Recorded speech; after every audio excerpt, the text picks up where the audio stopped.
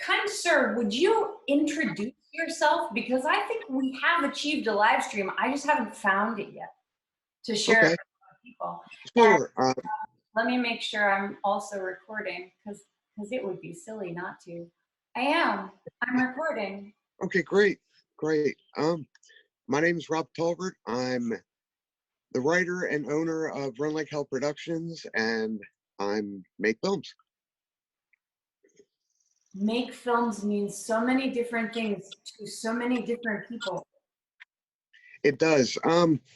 For years prior to this, I have been a grip, sound guy. I've done special effects.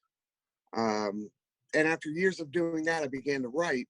And that's what has led me to basically open up a film in which I'm going to have a director. I'm going to help lead the talent. And I wrote the stories, which became the scripts. That sounds to me like a very fulfilling way to spend one's time. I love writing. It is. It's a great outlet. You can be or write or do anything that you can imagine, and you don't have to necessarily feel odd about becoming what you're writing. It's wonderful. It sounds health-inducing. Oh, absolutely. That and my meditation, I think, are the greatest things that I do for my physical health and mental health. Oh, I want to talk about that more for sure, but please finish what you were saying. Oh, just as far as what I've done and what I do, at this current point, my company says, hey, here's a piece of work that has been written, it's been polished, and it's kind of ready to become scripts. We find the appropriate script writers, and then we start bringing on talent to fulfill the roles from acting to directing and everything else, and then we make the movie. I met you through my friend Michonne Neal. Yes, oh, I love her. I absolutely love her. I'm sorry, continue. I'm Sure. multitasking and I'm a bit everywhere for another moment or two. I'm still not top shape right now yet either. But Michonne wrote the script for the second film, because we're doing a double feature. And the great thing about it was she was recommended by Christopher Inlow. I got to know her and we started speaking more. She gave me the script. It was beautiful.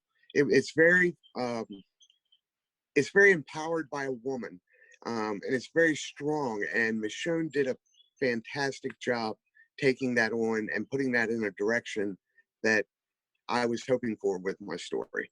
You had you had some kind of recent promotion that I saw that it was talking about sharing pieces of this or that, and I wonder if you might share whatever the most updated version of that is, if I'm making sense. Oh, basically what we were talking about doing is getting everybody on board to speak for their part. We're going to have narrators, which would be Michonne and Chris Ploshin are going to narrate their own scripts. And we're going to have a live story reading, script reading, probably towards the beginning of May. And we're going to get everybody on the project involved, just to get something out to the public to say, hey, you've seen our teaser trailer, but this is a little bit of what you can look forward to from the movie. I want to put a mental bookmark on your mention of meditation so that we know that we're coming back to that. But okay. Something I've been meaning to ask you is if you would characterize the different people on your team making this effort directly. I'm interested in the ecology of it, and I need to hear so much more about, for instance, Michonne's script sounds really engaging, and for me, I have issues with horror of many kinds, and to be drawn into a conceptualization of horror that has more depth and breadth than one usually encounters. It changes something about the way that I am physically, neurologically able to engage with it under circumstances of apocalypse. So I want very much to meet the people who are directly involved, and I wonder how it seems like a handful of people, or maybe two handfuls of people, but I haven't been sure. Okay, where to start? When I started this thing, I put my idea out there. I met Christopher Inlow. He is talented in acting, writing, just so many levels. So we took my idea, we reached out, he introduced me to Michonne and Christopher.social. They wrote the scripts for my stories, and they made those really come to life. They're each very individually talented in their own ways. And again, Michonne and Chris both just were perfect to write what we really were hoping for. From there, Christopher had introduced the idea of Antoinette Green. She is going to be playing one of two main characters in the second of the double feature film. And she is a very empowered, strong, yet twisted and maniacal female personality. And that was really what we wanted with Michonne, was to drive that personality, to drive that understanding that I don't have for that character the way I would have liked to when I wrote it. And Christopher.social did the same thing with Christopher Inlow's character, who is a very twisted schizophrenic at the end of his rope.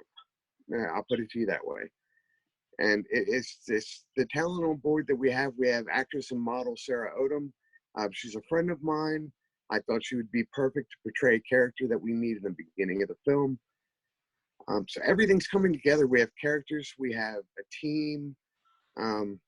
Right now, really, we're looking for a director, but that's in the process of what we're doing.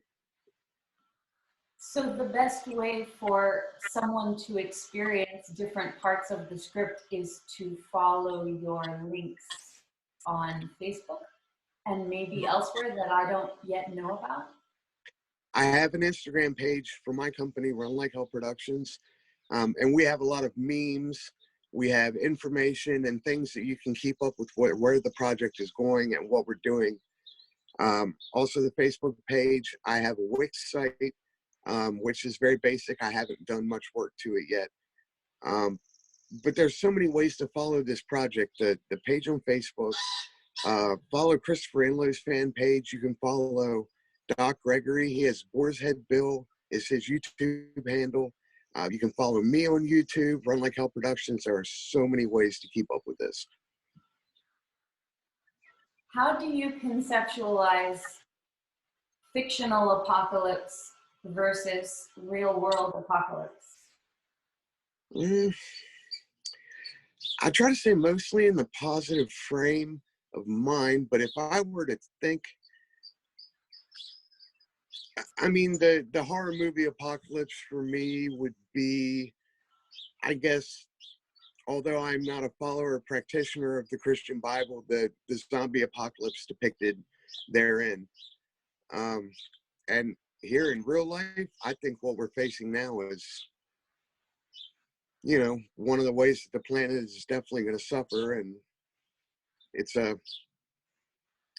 it would make a good writing material. I'm just not going to be that guy. I know that other people can do that better than me.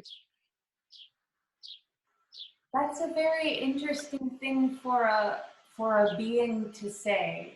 I don't know what it sounds like I mean when I say that, but I'm very interested in the way that you talk about that there at the end. I'm sorry, I kind of missed what you said at the end there. It's okay, my brain just scrambled, but we'll find it again. It's around here somewhere. Where are your links, and how do we make sure they get to people who can see this?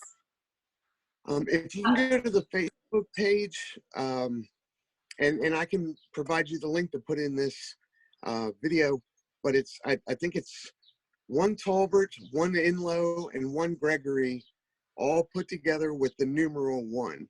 And that's how you can find the Facebook page. And if you go there, you can find links for our Instagrams, the fan pages for the actors and actresses involved, and anything that you want to be directed to as far as information, including our GoFundMe page. I'm also going to send you this live stream on Facebook. Very good. I'd like to join you in the future as well. Oh, please do.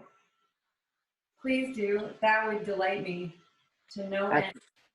Same here. I mean, I have some time on my hands. Of course, I've been quarantined a lot longer than most people because of the accident I had back in October. But, you know, I'm all about getting out to people and letting them know, you know, I have something unique in my hands. And it's very, very important for me to get this piece of work out. I'm interested in so many aspects of it. I'm trying to send you a link, right? That's what I'm trying to do. What questions should I be asking you? I don't know. I mean, I usually let the gentlemen that work with me speak to a more degree than I do. And I jokingly always say I'm the writer, I'm the guy in the back. But that's what I am. I just, this important as this project is to me, I can't even get there with words. It's different, and although that's cliche, I want to bring something to the table that can entertain people and give them something that they're not used to seeing. There are a few moments in this film where you're going to kind of wonder what is going on, what direction that it's heading, and I think in the end of it, everybody's going to be pleasantly surprised. And yes, it is horror, but it's not going to be gruesome, minus a moment or two of the film. It's dialogue driven, it's dark, but it's also funny and it's twisted. So other than that, I mean, that's what I'm doing right now. What can you say about people who have been severely traumatized in their real world lives, who maybe had an appreciation of horror media originally and then could no longer engage with it at all, or maybe never did before, but because of challenging experiences in their lives find themselves drawn to the kinds of stories that they also may fear engaging with in terms of your project? Well, for me, I can tell you just personally, part of this film is going to be, and this doesn't adequately describe it, but a hitchhiker story. And I had a tragic car accident back in October, almost lost my life. I broke my back, my face, my leg, numerous other injuries. And it's hard for me to be in a car on the road. Yet I'll go into my room in the dark and watch a horror film about, you know, say that very topic, hitchhiking. So I guess it affects people differently. There's things that I won't touch on because of my experience that I'm still kind of dealing with in my own way. But at the same time, I probably will in the near future, just because I feel like you got to attack the things that scare you, either enjoy them or defeat them, or both. It's healthy. You know, it's just healthy, and people like to be scared. It's never been any different. People love to be scared, even through tragic times. Could you, or do you feel comfortable characterizing or referring to the topics or similar that you just mentioned that you would steer clear of, that you would stay away from? Or are there things that there are different reasons that people steer away from subjects? I don't want to assume that you want to share what they are, but I don't know if I'm asking the right question or not. Oh, no, you're okay. I understand what you're asking. Yeah. For me, it would be extreme scenes of violence. I like to write things that are more mental, that are more things that make you think or lead you to believe that something terrible happened without you having to see it. For me, it's just, it would probably be physical dismemberment, just because I'm still trying to understand how I feel about my entire body changing through this accident that I had. Physically, I looked like a different person, and I carry that mentally every day. So that, I don't think would ever be an in-depth, you know, lengthy shot. For me, if I was going to film something like that, which there is a similar scene in the upcoming film that I want to make, you're going to be thinking more than you see, but you're going to see enough to understand what's going on. What do we call the line between a conscientious horror film and then I don't know what we say. It crosses the line into, and some people would say pornography, or like there's some kind of extremer version of something that causes problems or dysfunction or something like that. How would you, or people you know working on projects like these, how would you talk about that sort of thing?